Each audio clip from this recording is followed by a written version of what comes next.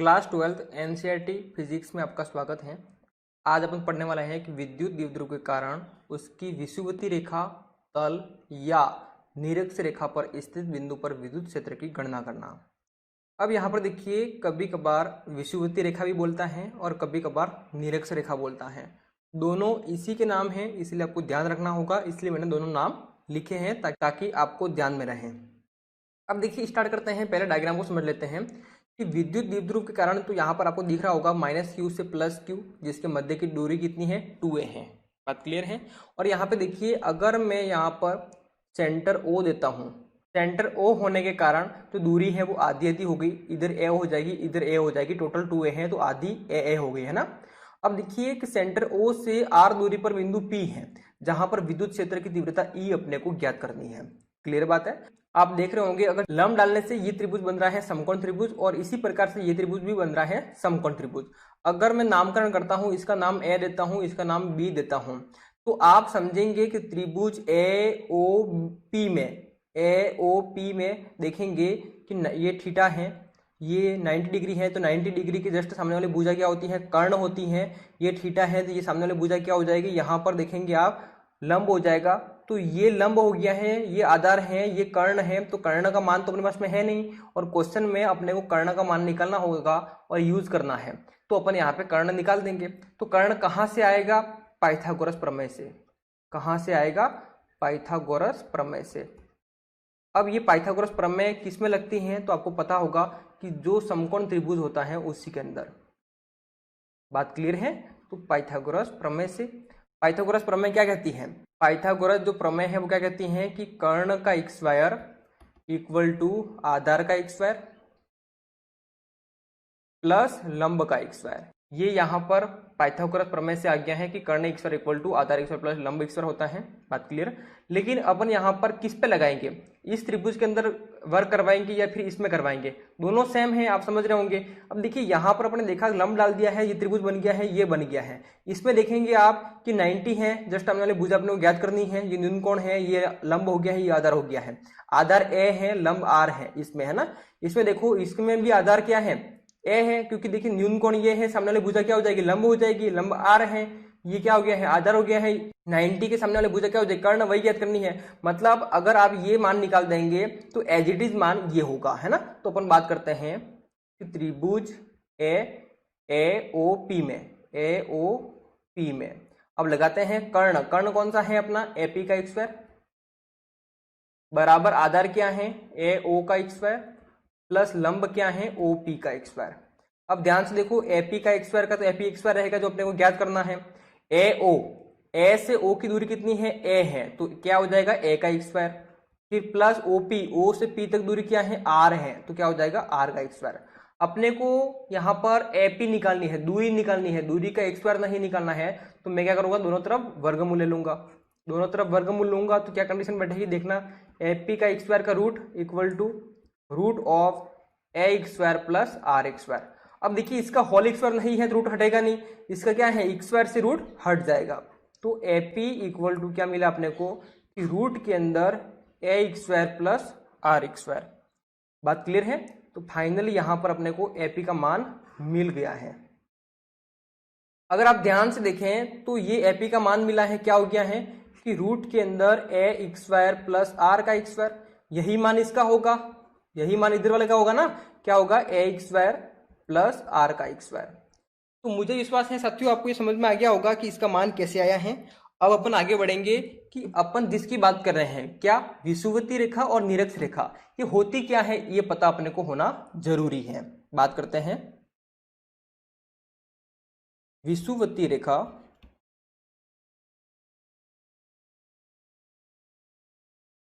या निरक्ष रेखा।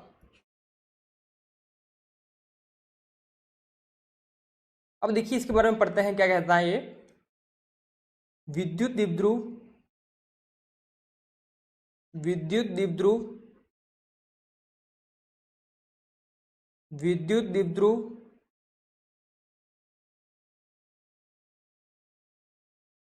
विद्युत द्विध्रुव रेखा के, विद्युत द्विध्रुव रेखा के मध्य बिंदु देखिए विद्युत द्विध्रुव की रेखा के मध्य बिंदु कौन सा हो गया, ओ है ना। मध्य बिंदु पर खींचा गया लंब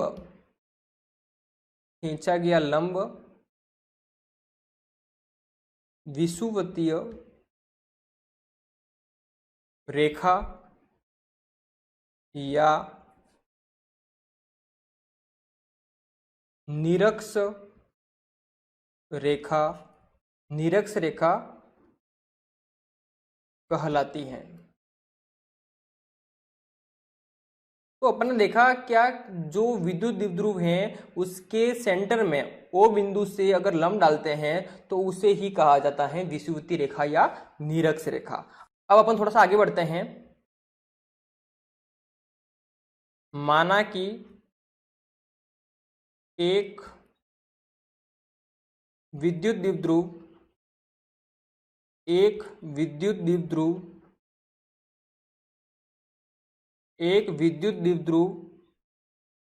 प्लस क्यू तथा माइनस क्यू कूलाम के आवेशों से मिलकर बना होता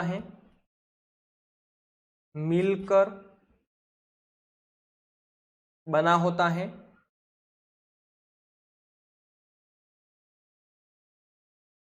जिसके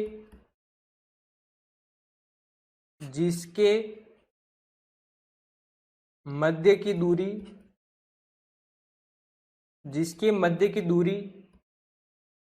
2a है। जो मैंने आपको डायग्राम में समझाया है वही बात यहाँ पे लिखी है। अब देखिए थोड़ा सा आगे बढ़े। विद्युत द्विध्रुव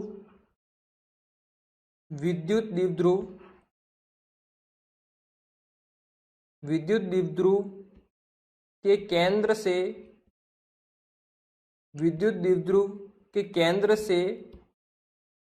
r दूरी पर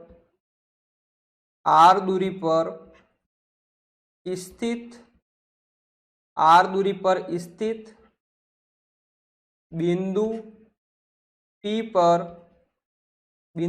पर विद्युत क्षेत्र की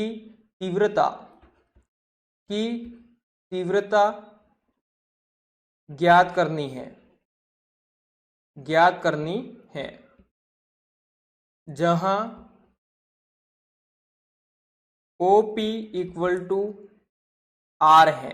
देखिएगा अब यहां पर देखिए O से P तक जो दूरी है वो क्या है, R है। वही बात अपन ने यहां पे लिखी है कि जहां OP इक्वल टू R है। और यहां पे एक बात याद रखिएगा कि R बड़ा है A से। R जो बड़ा है A से इस प्रकार बड़ा है जहां पर A का मान नगण्य ना के बराबर माना जाता है। बात क्लियर है। अब देखिए मैं थोड़ा सा आगे बढ़ता हूं, ध्यान से देखिएगा कि माइनस क्यू आवेश के कारण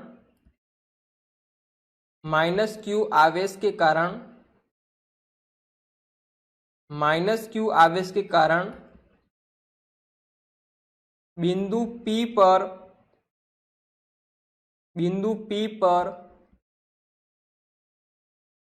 विद्युत क्षेत्र की तीव्रता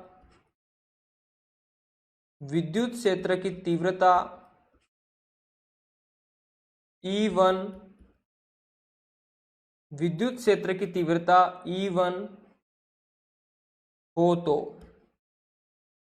अब यहां पर देखिए कि माइनस क्यू आवेश के कारण बिंदु P पर जो विद्युत क्षेत्र की तीव्रता है वो कौन सी हो, E1 हो तो। बात क्लियर है। यहां पर देखिएगा माइनस क्यू आवेश के कारण जो बिंदु P पर विद्युत क्षेत्र की तीव्रता याद करेंगे, जहां पर कुछ घटक बटे हुए हैं। ध्यान से देखें कि यहां पर अगर ऊपर देखते हैं E2 sin थीटा घटक है और उसके विपरीत दिशा में क्या है, E1 sin थीटा घटक है। ठीक है ना। अब यहां से देखिए बिंदु P से अगर एक ही लाइन में आप देख रहे हो तो E1 cos थीटा और E2 cos थीटा है।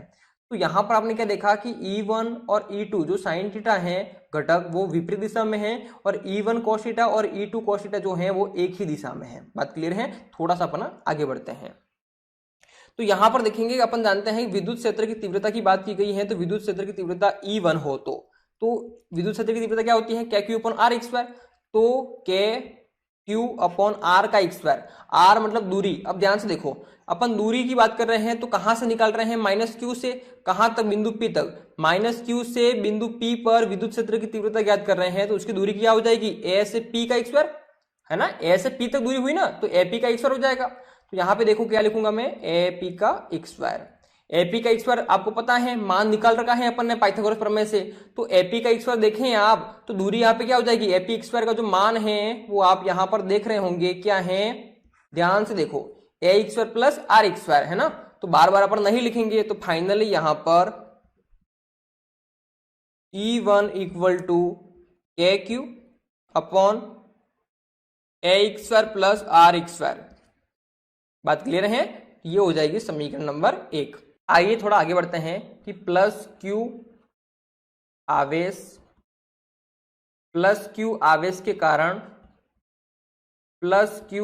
के कारण, बिंदु P पर विद्युत क्षेत्र की तीव्रता, बिंदु P पर विद्युत क्षेत्र की तीव्रता E2 हो तो अपने को क्या निकालना है, E2। तो E2 इक्वल टू क्या होता है कि KQ/R²। विद्युत क्षेत्र की तीव्रता क्या होती है, KQ/R²। तो KQ तो अपन ने लिख दिया, अब R² की बात है, तो ध्यान से देखो दूरी क्या है यहाँ पे, +Q आवेश के कारण बिंदु P पर विद्युत क्षेत्र की गणना कर रहे हैं अपन। तो दूरी क्या निकालनी है अपने को, BP का एक स्क्वायर। बात समझ में आ रही है क्या। अब देखिए अपने को दूरी क्या निकालनी है कि BP का एक स्क्वायर हो गया है। अब BP का एक स्क्वायर है तो अपन जानते हैं यहां पर देखो कि जो B और P का जो मान है एक स्क्वायर का, जो AP² का मान है वही BP² का मान होगा। बात क्लियर है या नहीं। देखो ये जो दूरी है वो AP की दूरी है, ये जो दूरी है ना अपन ने लिखी है वो किसकी दूरी है, BP की दूरी है, लेकिन अपन एक² करेंगे तो रूट हट जाएगा ना। तो वही बात यहाँ पे समझाने की कोशिश कर रहा हूं, दोनों का मान सेम आएगा। तो यहां पर अगर आप रखते हैं कि E2 इक्वल टू जो अपने को मान मिलेगा, तो KQ/ क्या दूरी हो जाएगी, A का एक स्क्वायर प्लस R का एक स्क्वायर। बात क्लियर है ना। तो ये बन जाएगी समीकरण नंबर 2। तो यहां से अगर आप देखते हैं थोड़ा सा अपन आगे बढ़े तो क्या मिलेगा कि समीकरण 1 व समीकरण 2 से, स्पष्ट है कि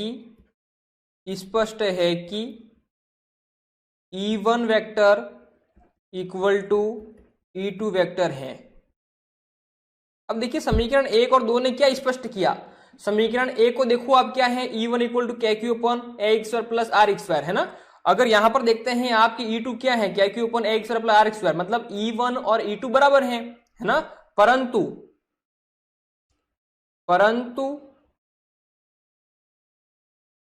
परंतु दिशा अलग अलग है, परंतु दिशा जो है इसकी वो अलग अलग है। जो दिशा है वो क्या है, अलग अलग है। अतः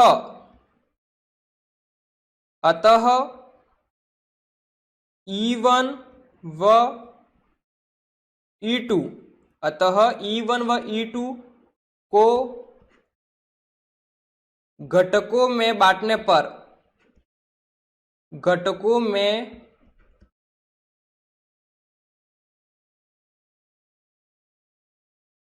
बांटने पर, ऊर्ध्वाधर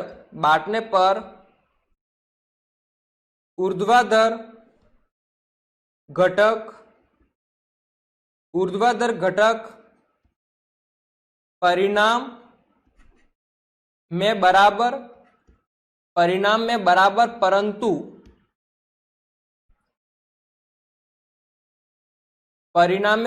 परंतु दिशा में विपरीत होने के कारण,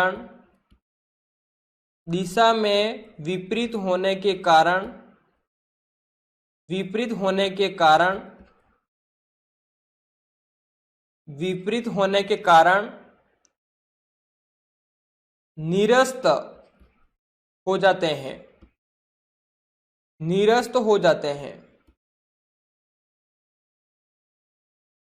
अब देखिए इस लाइन का मतलब क्या हुआ कि E1 और E2 को अपन घटक में बांटेंगे। क्यों?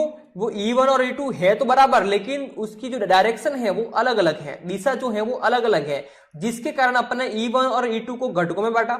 और घटकों में बांटा जो ऊर्ध्वाधर मतलब जो खड़े घटक है, ऊर्ध्वाधर मतलब यहाँ पे खड़े घटक देख रहे हैं आप, तो जिनकी क्या है डायरेक्शन विपरीत है। आप देख रहे हैं ना, एक ऊपर की ओर एक नीचे की ओर है।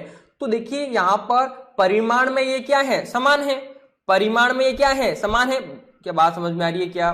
परिमाण में तो समान है, बराबर है, परंतु दिशा क्या है इनकी, विपरीत हो गई। विपरीत होने के कारण ये एक दूसरे को निरस्त कर लेते हैं, खत्म हो जाते हैं। यहां पर बात क्लियर है, एक दूसरे को कैंसिल कर देते हैं। अब यहां पर समझना, एक दूसरे को इन्होंने क्या कर दिया है, निरस्त कर दिया है, खत्म कर दिया है, कैंसिल कर दिया है। अब आगे बढ़े अपन कि परंतु 37 घटक एक ही दिशा में होने के कारण, परंतु 37 घटक एक ही दिशा में होने के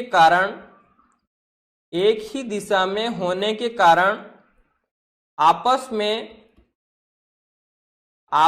में जुड़ जाते हैं। बात क्लियर है? अब देखिएगा कैसे जुड़ जाएंगे और कौन से हैं 37 वाले घटक में बता रहा हूं। यहां पर क्या मिलेंगे अपने को, जुड़ जाते हैं तो विद्युत क्षेत्र की जो तीव्रता बिंदु P पर E निकालनी है वो मिल जाएगा कि E इक्वल टू क्या हो जाएगा, E1 cos theta plus E2 cos theta. ये क्या है, 37 घटक हैं और एक ही दिशा में होने के कारण जुड़ गए हैं। यहां पर देख रहे होंगे आप कि यहां पर देखिए ये तो क्या थे, विपरीत दिशा में थे। E2 sin थीटा और E1 sin थीटा विपरीत दिशा में होने के कारण एक दूसरे को कैंसिल आउट कर दिया है, खत्म हो गए।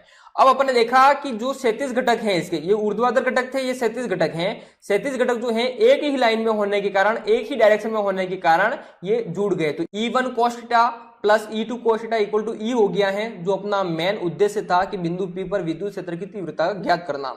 अब देखिए, अब यहां पर फाइनली आपने देखा होगा कि अपने को मिल गया है क्या, E मिला है क्या है, E1 cos theta plus E2 cos theta. अगर आप यहां पर एक नजर दौड़ाएं तो cos थीटा है तो दोनों में है, कॉमन है, तो cos थीटा को मैं क्या करूंगा, यहां से कॉमन ले लूंगा।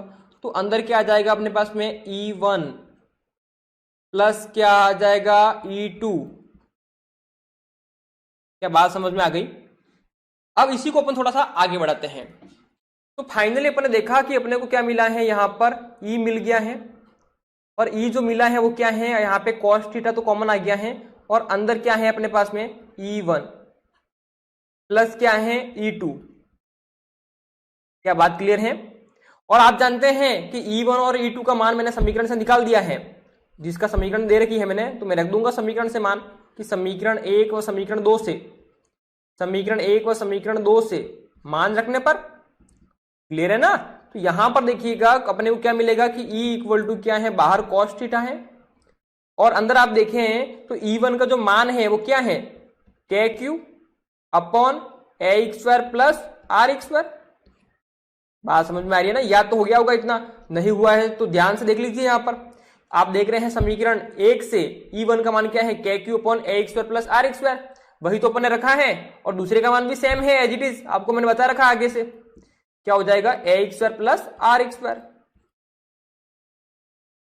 तो यहां पर आपको एक बात समझ में आई होगी, ये क्या है, एक है, ये क्या है, एक है। एक और एक कितने होते हैं, दो होते। कहने का मतलब ये A है, ये A है, तो A प्लस A कितना होता है, 2A होता है। बात समझ में आई कि नहीं आई? इसी प्रकार से KQ upon AX square plus RX square, KQ upon AX square plus RX square कितना हो जाएगा, 2KQ upon AX square plus RX square. मुझे विश्वास है इस बात को आप समझ गए होंगे। बात क्लियर है ना?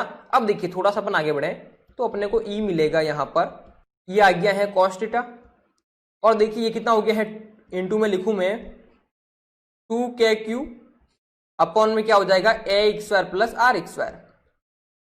दोनों सेम है, 2 लिख दिया, 2 बार हो गया ना, 1 और 2, 2 आ गया। अगर आप ध्यान से देखिए यहां पर मुझे निकालना है मान कॉस थीटा का, कॉस थीटा का मान निकालना है, तो यहां पर आप आते हैं तो आप इस त्रिभुज से निकालें या फिर इस त्रिभुज से निकालें, कोई फर्क नहीं पड़ेगा। एक काम कर लेते हैं, अपन यहीं पे निकाल लेते हैं ताकि आपको समझने में आसानी होगी। आप लिखेंगे वहां, लेकिन मैं यहां पे निकाल रहा हूं। बात क्लियर है? अब देखिएगा, मुझे निकालना है किसका मान, कॉस थीटा का। कॉस थीटा क्या होता है आप जानते हैं, कॉस थीटा क्या होता है आप जानते हैं, आधार बटे कर्ण। पढ़ रखा होगा ना, आप 12th में आए हैं तो 10th में पढ़ा होगा, 10th की बात है। अपन बात करेंगे, किसी में भी बात कर लो, इसमें बात कर लो, इसमें बात कर लो, एक ही बात है। अपन बात कर लेते हैं इस त्रिभुज में AOP में, त्रिभुज AOP में अपने को किसकी जरूरत है, आधार और कर्ण की। अपने को cos थीटा का मान निकालना है, आधार कितना है अपने पास में a है, और कर्ण का मान कितना है रूट में, कर्ण का मान कितना है रूट में a x square plus R x square. क्या बात क्लियर है? बहुत इजी था में था, है ना। अब देखिए इसी को मैं ले जाता हूं आपको अपने स्टेप पर, और यहां मैं लिख दूंगा, ध्यान से देखना, मैं लिख दूंगा यहां पर कि जहां कि cos थीटा इक्वल टू क्या मिला था अपने को, a upon A x square plus R x square का रूट। क्या बात क्लियर है ना? यही तो मिला था अपने को, अभी जस्ट अपन निकाल के बताया आपको। अब देखिए थोड़ा सा अगर अपन आगे बढ़े कि मैं यहां पर मान रख दूं, तो मुझे यहां पर मिलेगा a अपॉन क्या हो जाएगा रूट के अंदर A x square plus R x square into में इधर क्या है ध्यान से देखो 2kq अपॉन में क्या है A x square plus R x square. अगर इसकी घात की बात करो, इसकी घात कितनी है, 1 है, जिसकी घात कुछ भी नहीं होती है, मतलब 1 होती है ना, कॉमन सेंस वाली बात है, समझ रहे हो। अब देखो अगर ये बात आपको समझ में आ गई है तो ये बात भी समझनी बहुत जरूरी है जो मैं आपको यहां पे समझा रहा हूं, ध्यान से देखिएगा। अगर यहां पर मैंने a लिखा है तो इसको मैं ये भी लिख सकता हूं क्या, a की पावर 1, कॉमन सेंस वाली बात है, मतलब कोई घात नहीं, मतलब 1 है। अब दूसरी बात क्या है, मैंने यहाँ पे लिखा है, ध्यान से देखना, रूट ए लिखा है, इसका मतलब क्या होता है क्योंकि ए की जो घात है, रूट का मतलब क्या होता है, जो घात है वो कितनी है, 1/2 है। ए का तो ए आ गया ना, जो रूट है वर्गमूल कहते हैं जिसे अपन, वो उसका मतलब क्या है, 1/2 घात है। क्लियर? अब देखिएगा अगर मैं इसका रूट हटा दूं तो मैं यहां पर क्या लिख पाऊंगा, अगर मैं यहां पर रूट हटा दूं तो क्या लिख पाऊंगा, ऊपर तो ए है, अपॉन में क्या हो जाएगा A x square plus R x square है, जिसकी घात कितनी हो जाएगी 1/2। इधर देखिए इंटू में क्या हो जाएगा, ऊपर कितना है 2 है, k है और q है, और अपॉन में क्या आ जाएगा A x square plus R x square की घात कितनी है 1 है। अब देखिए एक बात और आपने सीखी होगी जो मैं इसी के अंदर बता रहा हूं, ध्यान से देखना, क्या अगर आधार समान है दोनों, उसकी जो घात है वो अलग अलग है, आधार समान है और घात जो है वो अलग अलग है, आधार समान हो घातें जुड़ जाती हैं, तो क्या हो जाएगा am प्लस n हो जाएगा।